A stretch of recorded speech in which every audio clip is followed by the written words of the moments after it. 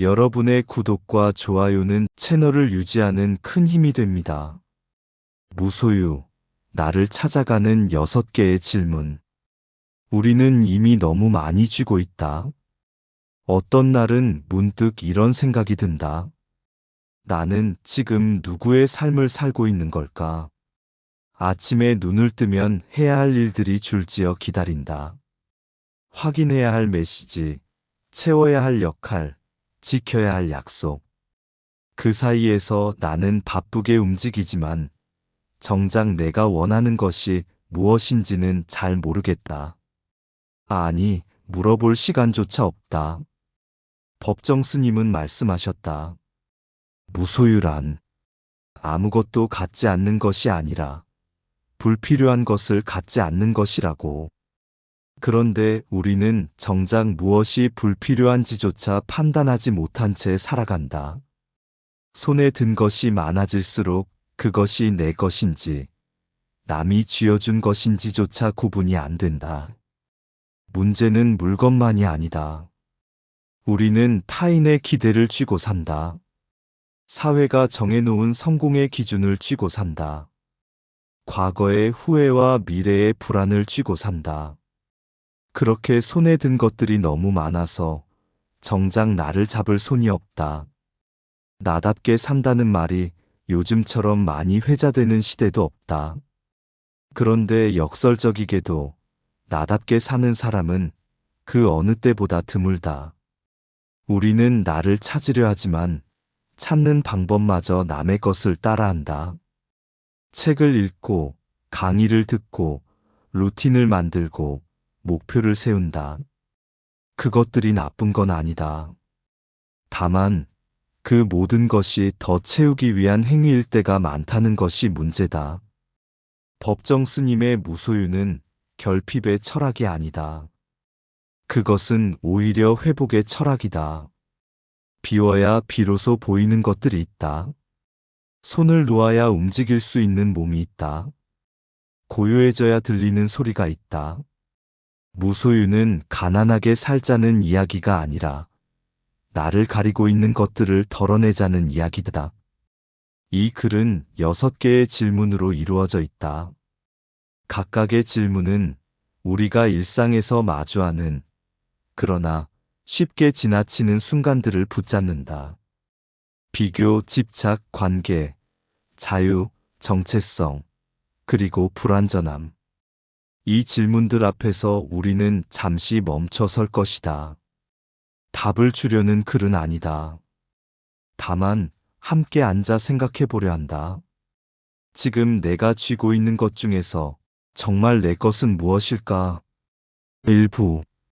나는 왜 남의 삶을 살고 있을까? 어느 저녁, 지인과 저녁을 먹다가 이런 말을 들었다. 요즘 너 많이 바빠 보여. 그런데 행복해 보이진 않더라. 그 말이 묘하게 가슴에 걸렸다. 나는 분명 열심히 살고 있었다.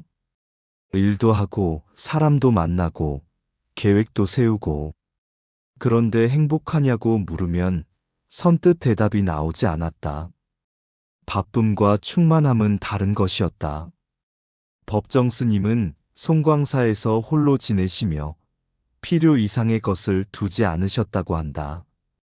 밥그릇 하나, 이불 한 채, 낡은 옷 몇 벌. 그것이 전부였다. 사람들은 그 삶을 궁핍하다고 여겼지만 스님은 오히려 가벼워서 자유롭다고 하셨다. 우리는 그 반대 방향으로 달려왔다. 더 많이 가져야 안심이 되고 더 많이 잃어야 인정받는다고 믿으며 살아왔다. 그런데 이상한 일이다. 가진 것은 많아졌는데 불안은 줄지 않는다. 성취는 쌓였는데 스스로 초라하게 느껴진다. 그 이유는 간단하다.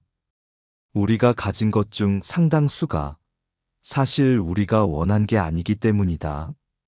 직장인 어씨는 명함에 적힌 직함이 자랑스럽다. 그 자리에 오르기 위해 많은 것을 포기했다. 주말도, 취미도, 때로는 건강도. 그런데 요즘 그는 자주 이런 생각을 한다. 나는 왜 이 일을 하고 있지? 그 질문 앞에서 명함은 아무 대답도 해주지 못한다. B씨는 인스타그램 피드를 정성껏 꾸민다. 세련된 카페의 예쁜 공간, 잘 나온 사진. 사람들은 좋아요를 누르고 그녀는 그 순간만큼은 괜찮은 사람이 된 기분이 든다.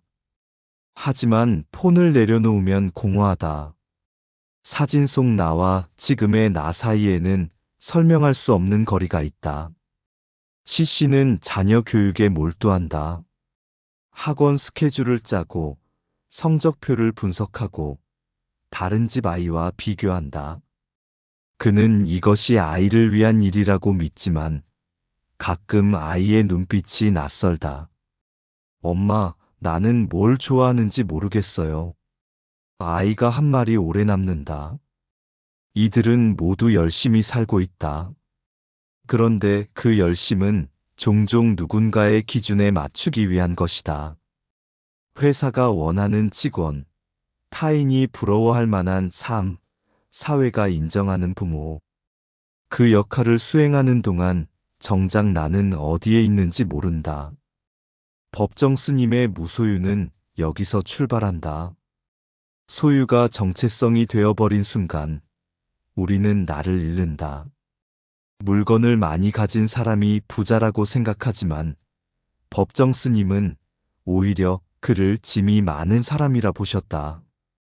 집이 크면 관리할 공간이 늘고 옷이 많으면 고를 시간이 늘고 명예가 쌓이면 지킬 것이 많아진다.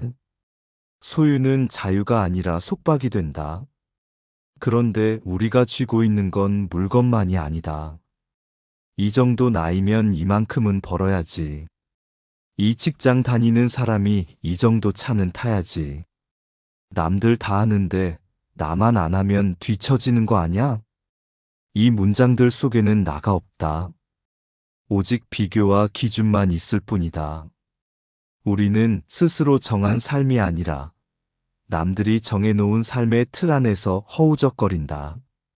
그리고 그 틀에 끼워 맞추기 위해 나를 구겨 넣는다. 법정 스님은 이렇게 사셨다고 한다. 아침에 일어나 마당을 쓸고 차를 끓이고 책을 읽고 저녁이 오면 잠자리에 들었다. 누가 보고 있지 않아도 누가 인정해주지 않아도 그 하루는 온전했다. 그 삶 속에는 해야 한다가 아니라 하고 싶다가 있었다. 그런데 우리는 어떤가? 하루 종일 무언가를 하지만 정작 내가 하고 싶어서 한 일이 몇 개나 될까? 나를 잃는 순간은 조용히 찾아온다. 누군가의 조언을 따르다가 모두가 가는 길을 따라가다가 안전하다고 여겨지는 선택을 하다가 그렇게 한 걸음 한 걸음 나를 뒤에 두고 온다. 그리고 어느 순간 거울을 보는데 낯선 사람이 서 있다. 분명 내 얼굴인데 내가 아닌 것 같다. 무소유는 물건을 버리는 것에서 시작하지 않는다. 남의 기준을 내려놓는 것에서 시작한다. 나는 이만큼 가져야 괜찮은 사람이다 라는 생각. 이 정도는 해야 인정받을 수 있다 라는 두려움. 남들보다 뒤처지면 안 된다라는 조급함. 이것들을 하나씩 내려놓을 때 비로소 나를 볼 여유가 생긴다. 그제야 물을 수 있다.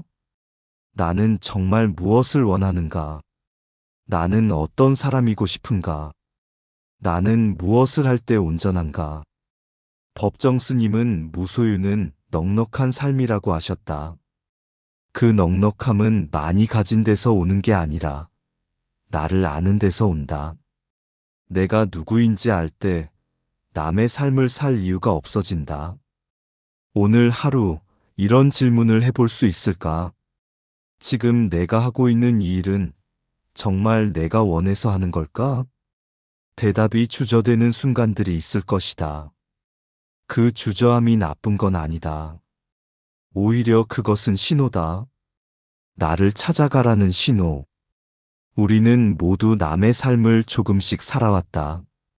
그것이 잘못은 아니다. 다만 이제는 돌아올 때가 된 것뿐이다. 나에게로. 2부. 내려놓지 못하는 것이 나를 붙잡고 있다. 집을 정리하다 보면 신기한 일이 벌어진다. 언젠가 쓸 것 같아서 모아둔 물건들이 서랍과 상자를 가득 채우고 있다. 한 번도 입지 않은 옷, 읽지 않은 책, 상자째 쌓인 물건들. 그것들은 공간을 차지할 뿐 아니라 마음도 무겁게 만든다. 법정 스님은 소유가 많을수록 자유는 줄어든다고 하셨다. 처음엔 이 말이 이해되지 않았다. 가진 게 많으면 선택지가 늘어나고 그게 곧 자유 아닌가. 그런데 살다 보니 알겠다. 가진 게 많을수록 관리해야 할 것이 늘어나고 신경 쓸 일이 많아지고 결국 그것들에 묶인다. 옷장이 가득한데 입을 옷이 없다는 말을 우리는 농담처럼 한다. 그런데 그건 농담이 아니라 증상이다. 선택지가 너무 많아서 오히려 선택할 수 없는 상태. 그것이 현대인의 역설이다. 무소유는 가난하게 살자는 이야기가 아니다. 불필요한 것으로부터 자유로워지자는 이야기다. 그런데 우리가 놓지 못하는 것은 물건만이 아니다. 어떤 사람은 과거를 붙잡고 산다. 그때 그 선택을 하지 않았더라면 하는 후회, 그때는 좋았는데 하는 그리움.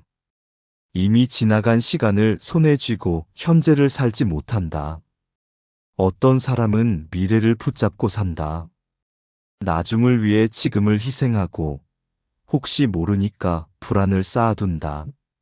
오지 않은 시간을 걱정하느라 지금 이 순간을 놓친다. 또 어떤 사람은 관계를 붙잡고 산다. 이미 끝난 인연을 놓지 못하고 상처를 반복해서 떠올리며 용서하지 못한 감정을 품고 산다. 그 무게가 얼마나 무거운지 모르면서. 법정 스님은 집착은 고통의 뿌리라고 하셨다. 집착과 소유는 다르다. 소유는 손에 쥐는 것이지만 집착은 손을 펼 수 없는 상태다. 손을 너무 꽉 쥐어서 손가락이 굳어버린 것과 같다. 우리는 놓지 못해서 아픈 게 아니라 놓지 못한다는 사실조차 모르고 산다. 한 지인이 이런 말을 한 적이 있다. 나는 완벽주의자라서 힘들어. 그는 모든 일을 완벽하게 해내려 했다. 작은 실수도 용납하지 못했고 남들보다 뒤처지는 것을 견디지 못했다. 그 결과 그는 늘 지쳐 있었다. 밤늦게까지 일하고 주말에도 쉬지 못하고 스스로에게 끊임없이 채찍질했다. 완벽해야 한다는 생각. 그것도 일종의 집착이다. 법정 스님의 삶을 보면 완벽과는 거리가 멀다. 낡은 옷을 입고 소박한 음식을 먹고 화려하지 않은 공간에서 지냈다. 그런데 그 삶은 누구보다 온전했다. 완벽하지 않아도 부족해 보여도 그 삶은 충만했다. 왜일까? 그것은 스님이 있는 그대로를 받아들였기 때문이다. 우리는 있어야 할 모습에 집착한다. 더 나은 나, 더 성공한 나, 더 인정받는 나. 그 이미지에 끊임없이 나를 맞추려 하지만 현실의 나는 언제나 부족하게 느껴진다. 그래서 우리는 늘 불만족스럽다. 법정 스님은 있는 그대로가 완전하다고 하셨다. 부족함도 서툼도 느림도 모두 나의 일부다. 그것을 인정할 때 비로소 편안해진다. 완벽을 놓아야 온전함이 온다. 내려놓지 못하는 것 중 가장 무거운 것은 남의 시선이다. 우리는 타인이 나를 어떻게 볼지 신경 쓴다. 말 한마디, 옷차림 하나, SNS에 올린 사진 하나까지. 그 시선을 의식하며 살다 보면 어느새 나는 타인의 평가로 만들어진 사람이 된다. 법정 스님은 산속에서 홀로 지내셨다. 아무도 보지 않는 곳에서 아무도 평가하지 않는 삶을 사셨다. 그런데 그 삶은 고독하지 않았다. 오히려 자유로웠다. 누군가를 의식하지 않아도 되니 있는 그대로 살 수 있었다. 우리는 반대다. 수백 명, 수천 명과 연결되어 있지만 그 연결 속에서 나를 잃는다. 이렇게 말하면 이상하게 보이지 않을까? 이 옷을 입으면 촌스러워 보이지 않을까? 이 선택을 하면 남들이 뭐라고 할까? 그 질문들은 나를 지키려는 것처럼 보이지만 사실은 나를 가둔다. 무소유는 타인의 시선까지 내려놓는 것이다. 그들의 평가, 그들의 기대, 그들의 인정. 그것들을 놓을 때 비로소 내 삶이 시작된다. 법정 스님은 이런 말씀을 하셨다고 한다. 가진 것이 적을수록 잃을 것도 적다. 처음엔 슬픈 말처럼 들렸다. 그런데 곱씹어 보니 그것은 자유에 관한 이야기였다. 잃을 게 없으면 두려울 것도 없다. 지킬 게 없으면 불안할 이유도 없다. 우리는 많이 가져서 불안하다. 잃을까봐, 빼앗길까봐, 망가질까봐. 그래서 더 단단히 움켜쥔다. 그리고 그 손 안에서 스스로 숨이 막힌다. 손을 펴야 한다. 조금씩 천천히. 오늘 하나, 내일 하나. 그렇게 하나씩 내려놓다 보면 어느 순간 손이 가벼워진다. 그리고 그 가벼운 손으로 비로소 나를 잡을 수 있다. 3부. 관계가 많을수록 외로워지는 이유. 연락처는 수백 개가 넘는데 정작 힘들 때 전화할 사람은 없다는 말을 종종 듣는다. SNS 친구는 1000명이 넘는데 진짜 내 이야기를 나눌 사람은 손에 꼽는다. 우리는 이렇게 많은 사람과 연결되어 있으면서도 깊이 연결된 사람은 드물다. 법정 스님은 평생 홀로 사셨다. 사람들은 그 삶을 외롭다고 여겼지만 스님은 고독과 외로움을 구분하셨다. 외로움은 누군가가 필요한데 없을 때 느끼는 결핍이지만 고독은 혼자여도 온전할 수 있는 상태다. 우리는 외로움을 피하려고 관계를 늘린다. 사람을 만나고 모임에 나가고 SNS에 글을 올린다. 그런데 이상한 일이다. 관계가 많아질수록 더 외롭다. 왜일까? 관계를 소유하려 하기 때문이다. 내 친구, 내 사람, 내 편. 우리는 관계에도 소유격을 붙인다. 그리고 그 관계가 내가 원하는 방식으로 유지되기를 바란다. 내가 연락하면 바로 답하고, 내가 힘들 때 곁에 있어주고, 내 마음을 알아주기를. 그런데 사람은 물건이 아니다.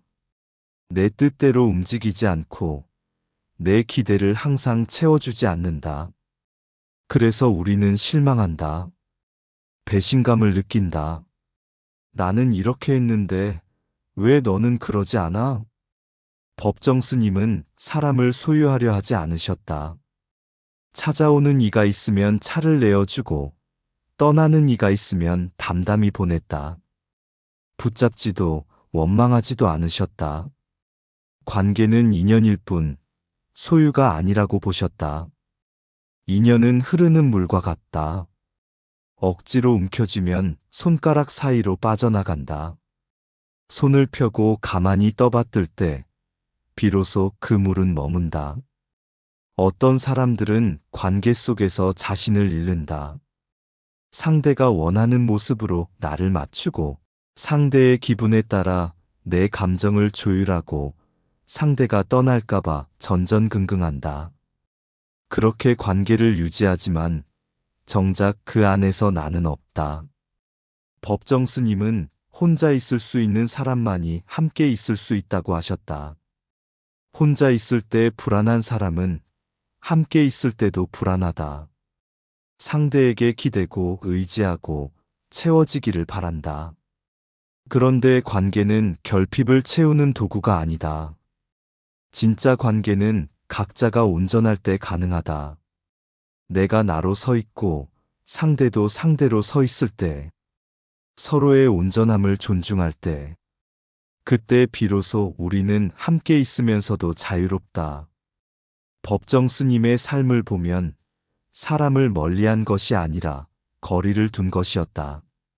적당한 거리, 상대를 존중하는 거리, 서로를 소유하지 않는 거리. 우리는 가까울수록 좋은 관계라고 생각한다. 매일 연락하고 자주 만나고 모든 것을 공유하는 것이 친밀함의 증거라고 여긴다. 그런데 때로는 그 가까움이 숨막힌다. 상대의 모든 것을 알고 싶어 하고 내 모든 것을 알아주길 바라고 조금이라도 어긋나면 서운해한다. 법정 스님은 적당한 거리가 아름다움을 만든다고 하셨다.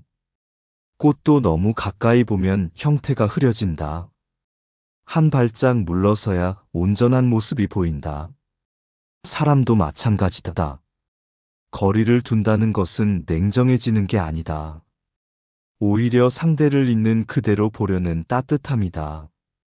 관계에서 가장 어려운 것은 기대를 내려놓는 일이다. 이 정도는 해줘야 하지 않아? 이만큼 했으면 나도 같은 만큼 받아야지. 우리는 관계를 거래처럼 생각할 때가 있다. 내가 준 만큼 돌려받기를 바라고 그것이 충족되지 않으면 억울해한다. 법정 스님은 기대 없이 주셨다.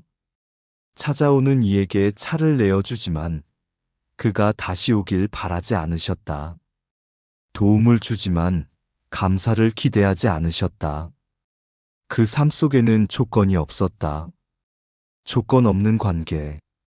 그것이 진짜 관계다. 상대가 내 기대를 충족시켜주지 않아도, 내가 원하는 방식으로 반응하지 않아도 그 사람은 여전히 그 사람이다. 그것을 인정할 때 관계는 비로소 자유로워진다. 법정 스님은 많은 사람을 만나지 않으셨지만 만난 사람들에게는 온전히 함께 계셨다. 그 순간만큼은 다른 생각을 하지 않고 다른 곳을 보지 않고 오롯이 그 사람과 함께 계셨다. 우리는 반대다. 함께 있어도 다른 곳을 본다. 밥을 먹으면서 핸드폰을 보고 대화를 나누면서 다음 일정을 생각한다. 몸은 여기 있지만 마음은 다른 곳에 있다. 진짜 함께 있음은 숫자가 아니다. 시간도 아니다. 그 순간 온전히 거기 있느냐의 문제다. 오늘 누군가와 마주 앉는다면 핸드폰을 내려놓고 다른 생각을 멈추고 그저 그 사람을 보는 건 어떨까? 그것만으로도 충분한 관계가 있다. 사부. 아무것도 가지지 않을 때 비로소 생기는 것. 비운다는 것은 무엇을 얻기 위한 과정이 아니다. 그 자체가 목적이다. 그런데 우리는 자꾸 묻는다. 비우면 뭐가 좋아지나요? 또 무엇을 얻을 수 있나요? 법정 스님은 아무것도 약속하지 않으셨다. 비운다고 해서 성공하는 것도 아니고, 부자가 되는 것도 아니고, 갑자기 행복해지는 것도 아니다. 다만 가벼워질 뿐이다. 가벼워진다는 것. 그것이 전부다. 그리고 그것으로 충분하다. 손에 든 것이 많으면 움직이기 힘들다. 짐을 들고 산을 오르는 사람은 자꾸 멈춰서야 한다. 숨이 차고 어깨가 아프고 길이 멀게만 느껴진다. 그런데 짐을 내려놓으면 걸음이 가벼워진다. 같은 길인데 다르게 느껴진다. 비움은 결핍이 아니라 여유다. 비우고 나면 처음으로 고요가 찾아온다. 우리는 늘 시끄럽다. 머릿속은 해야 할 일, 걱정, 불안, 계획으로 가득하다. 잠자리에 누워서도 생각이 멈추지 않는다. 그래서 우리는 피곤하다. 몸보다 마음이 먼저 지친다. 법정 스님은 고요 속에서 사셨다. 새소리, 바람소리, 빗소리. 그 소리들이 들릴 만큼 조용한 삶. 그 고요 속에서 스님은 자신과 마주하셨다. 고요는 아무 소리도 없는 상태가 아니다. 불필요한 소음이 사라진 상태다. 남의 목소리, 사회의 요구, 끝없는 비교. 그것들이 멈출 때 비로소 내 목소리가 들린다. 나는 지금 무엇을 느끼고 있는가? 나는 정말 무엇을 원하는가? 그 질문들이 들릴 만큼 조용해지는 것. 그것이 비움이 주는 선물이다. 비우면 자유가 온다. 자유는 많이 가진 데서 오지 않는다. 오히려 적게 가진 데서 온다. 지킬 것이 적으면 두려울 것도 적고, 잃을 것이 적으면 불안할 이유도 없다. 법정 스님은 자유로우셨다. 아침에 일어나 하고 싶은 일을 하고, 가고 싶은 곳에 가고, 만나고 싶은 사람을 만났다. 누군가의 허락을 구하지 않았고, 누군가의 눈치를 보지 않았다. 그 삶은 가진 것이 적었지만, 누구보다 자유로웠다. 우리는 많이 가져서 자유롭지 못하다. 대출금을 갚아야 해서, 직장을 유지해야 해서, 체면을 지켜야 해서, 우리는 선택의 자유가 없다고 말하지만, 사실은 우리가 선택한 것들이 우리를 올가맨 것이다. 법정 스님은 필요 이상을 가지지 않으면 자유롭다고 하셨다. 필요 이상의 집, 필요 이상의 옷, 필요 이상의 인정. 그것들을 놓을 때 비로소 내가 원하는 삶을 선택할 수 있다. 비우면 자기 신뢰가 생긴다. 우리는 끊임없이 밖을 본다. 남들은 어떻게 사는지, 남들은 무엇을 가졌는지, 남들은 나를 어떻게 보는지. 그렇게 외부의 기준으로 나를 평가하다 보면 정작 나는 나를 믿지 못한다. 내가 이 선택을 해도 괜찮을까? 내 판단이 맞는 걸까? 나는 충분한 사람일까? 법정 스님은 스스로를 믿으셨다. 남들이 뭐라 하든, 세상이 어떻게 돌아가든 당신의 길을 걸으셨다. 그 길이 외로워 보일 때도 있었지만 스님은 흔들리지 않으셨다. 비움은 외부의 소음을 줄여준다. 그 소음이 사라지면 내 안의 목소리가 또렷해진다. 그리고 그 목소리를 따라 살 때 우리는 비로소 스스로를 신뢰하게 된다. 내가 선택한 길이니까 책임지고 가면 된다. 남들이 이해하지 못해도 나는 안다. 이것으로 충분하다. 그런 믿음이 생긴다. 법정 스님은 적게 가질수록 나는 분명해진다고 하셨다. 많이 가지면 정체성이 흐려진다. 나는 이 직함인지, 이 재산인지, 이 관계인지 헷갈린다. 그것들을 잃으면 나도 사라질 것 같다. 그런데 아무것도 가지지 않으면 남는 게 있다. 그것이 진짜 나다. 직함도 재산도 타인의 평가도 없이 남는 것. 그것이 본질이다. 법정 스님은 그 본질과 함께 사셨다. 화려하지 않았지만 온전했다. 우리도 비워보면 알게 된다. 나는 생각보다 단순하다는 것을, 나는 생각보다 많은 것이 필요 없다는 것을, 나는 이미 충분하다는 것을. 비움은 끝이 없다. 한 번 비웠다고 끝나는 게 아니라 계속해서 비워야 한다. 왜냐하면 우리는 계속 채우기 때문이다. 새로운 걱정, 새로운 욕심, 새로운 집착. 그것들이 다시 마음을 채운다. 그래서 비움은 일상이 되어야 한다. 법정 스님은 매일 아침 마당을 쓸었다고 한다. 어제 쓸었어도 오늘 또 쓴다. 낙엽은 계속 떨어지니까. 비움도 그렇다. 한 번으로 끝나지 않는다. 그런데 그것이 고통이 아니다. 오히려 평화다. 매일 조금씩 비우고, 매일 조금씩 가벼워지고, 매일 조금씩 나와 가까워진다. 그렇게 살아가는 것, 그것이 무소유의 삶이다. 5부. 나답게 산다는 것은 특별해지는 게 아니다. 나답게 살고 싶어요. 이 말을 할 때 우리는 종종 착각한다. 나답게 산다는 것이 뭔가 특별한 것, 남들과 다른 것, 눈에 띄는 것이라고. 그래서 우리는 나만의 스타일을 찾으려 하고, 나만의 길을 만들려 하고, 나를 증명하려 한다. 법정 스님의 삶을 보면 특별한 게 없다. 아침에 일어나 세수하고, 밥 먹고, 걷고, 책 읽고 잠든다. 그게 전부다. 화려한 성취도, 극적인 사건도 없다. 그저 평범한 하루의 반복이다. 그런데 그 평범함이 온전하다. 나답게 산다는 것은 특별해지는 게 아니라 자연스러워지는 것이다. 우리는 자꾸 무언가를 더하려 한다. 나를 드러낼 무언가, 나를 증명할 무언가.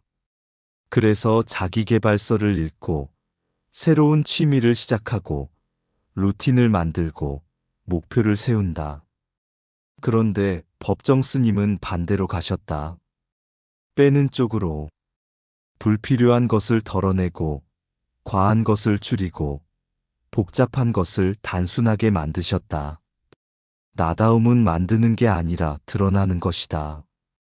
겹겹이 쌓인 것들을 벗겨낼 때 그 아래 있던 나를 만난다. 처음부터 거기 있었다. 다만 보이지 않았을 뿐이다. 법정 스님은 본래 면목이라는 표현을 쓰셨다. 원래 모습, 꾸미지 않은 얼굴. 그것이 진짜다. 우리는 화장을 지우는 것을 두려워한다. 꾸민 얼굴이 익숙해서 본래 얼굴이 낯설다. 그런데 그 낯설미 진짜 나다. 어떤 사람들은 나다움을 브랜딩한다. 나만의 컨셉을 만들고 일관된 이미지를 유지하고 사람들에게 각인시키려 한다. SNS에 올리는 사진도 쓰는 글도 만나는 사람도 모두 그 이미지에 맞춘다. 그런데 그것은 나다움이 아니라 페르소나다. 가면이다. 법정 스님은 일관된 이미지가 없으셨다. 어떤 날은 말씀이 많으셨고, 어떤 날은 침묵하셨다. 어떤 날은 사람을 만나셨고, 어떤 날은 혼자 계셨다. 그 모든 모습이 스님이었다. 나답게 산다는 것은 하나의 이미지로 고정되는 게 아니다. 오히려 그때그때 솔직해지는 것이다. 오늘은 슬프면 슬픈 대로, 내일은 기쁘면 기쁜 대로. 억지로 일관되려 하지 않는다. 일관성보다 진실이 중요하다. 법정 스님은 성취를 강조하지 않으셨다. 이만큼 이뤘다. 이 정도는 해냈다 같은 말씀을 하지 않으셨다. 그저 오늘도 살았다고 하셨다. 우리는 성취로 나를 증명하려 한다. 학력, 경력, 자격증, 수상 경력. 그것들이 쌓여야 나는 가치 있는 사람이 된다고 믿는다. 그래서 우리는 끊임없이 무언가를 이루려 한다. 그런데 법정 스님은 묻는다. 그래서 당신은 행복합니까? 성취는 끝이 없다. 하나를 이루면 다음 것이 보인다. 더 높은 곳, 더 큰 것, 더 많은 것. 그렇게 계속 달리다 보면 어느새 나는 성취의 노예가 된다. 나답게 산다는 것은 이루는 삶이 아니라 사는 삶이다. 지금 여기, 이 순간을 살아내는 것. 그것으로 충분하다. 법정 스님은 평범함 속에 비범함이 있다고 하셨다. 밥을 먹는 것, 걷는 것, 숨 쉬는 것. 우리는 이것들을 당연하게 여긴다. 그런데 그 당연함이 얼마나 소중한지 아는 사람은 드물다. 법정 스님은 밥 한 끼를 먹어도 감사하셨다. 쌀 한 톨에 농부의 땀이 있고, 그릇 하나에 도공의 손길이 있고, 물 한 모금에 자연의 은혜가 있다는 것을 아셨다. 그래서 평범한 식사가 비범한 순간이 되었다. 우리는 평범함을 무시한다. 더 특별한 것, 더 자극적인 것을 찾는다. 그래서 일상은 지루하고 반복은 무의미하다고 느낀다. 그런데 삶은 대부분 평범함으로 이루어져 있다. 특별한 순간은 드물다. 그렇다면 평범함을 사랑할 수 있어야 한다. 그것이 나답게 사는 길이다.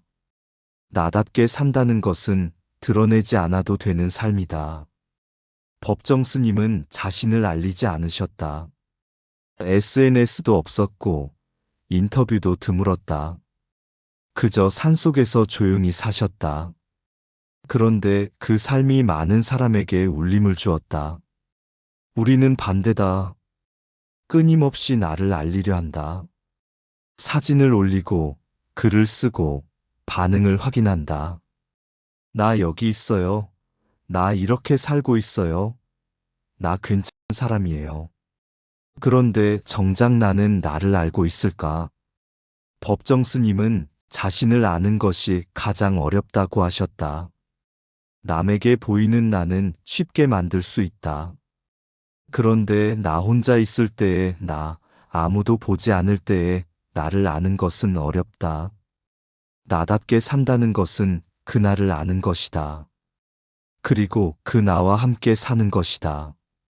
남이 알아주지 않아도, 남이 인정하지 않아도 나는 나를 안다. 그것으로 충분하다. 육부 완성되지 않아도 괜찮은 나. 이 글을 쓰는 지금도 나는 흔들린다. 비우려 하다가도 다시 채우고, 내려놓으려 하다가도 다시 움켜진다. 나답게 살고 싶다고 말하면서도 남과 비교하고 남의 시선을 신경 쓴다. 법정 스님의 가르침을 전하면서도 나는 여전히 그 길을 걷는 중이다. 완성되지 않았다. 아직 멀었다. 그런데 최근에 깨달았다. 완성될 필요가 없다는 것을. 법정 스님도 처음부터 무소유의 삶을 사신 건 아니었다. 오랜 시간 고민하고 방황하고 실패하고 다시 시작하셨다.